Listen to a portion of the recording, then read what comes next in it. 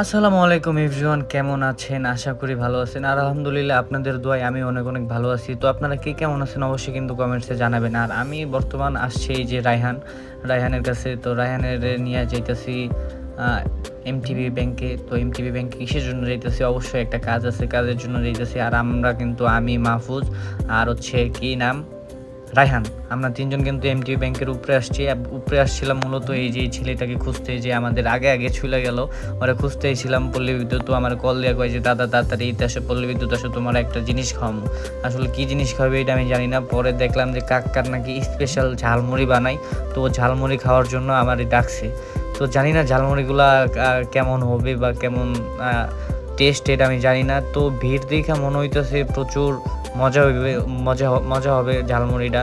আর কিন্তু গাইস এই জায়গায় প্রচুর ভিড়, প্রচুর। আপনারে আইসা সিরিয়াল দিয়ে ঝালমুড়ি খাইতে হয়।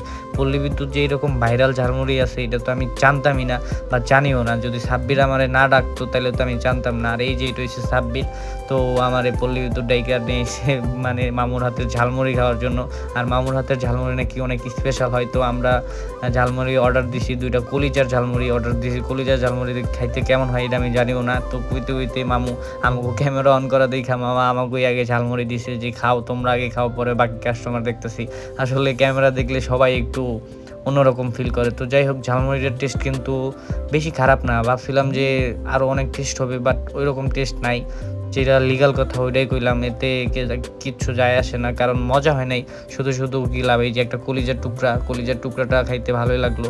আর গাইস আসলে ঝালমুড়িটা মানে কলিজার ঝালমুড়িটা বেশি খাইতে ভালো লাগে নাই। আপনারা এসে অবশ্যই টেস্ট করবেন। ঝালমুড়ির লোকেশনটা হচ্ছে পল্লী বিদ্যুৎ থেকে একটু সামনে আইসাই আপনারা ঝালমুড়ির দোকানটা পাবেন। আর তো ওগরে একটু রিভিউ নিলাম কেমন লাগলো, ওগো নাকি ভালো লাগছে।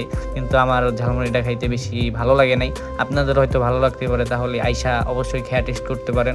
কিন্তু কলিজারটা খায়েন না, কলিজারটা বেশি টেস্ট না। কিনছে এখন খাইতে তো হবেই।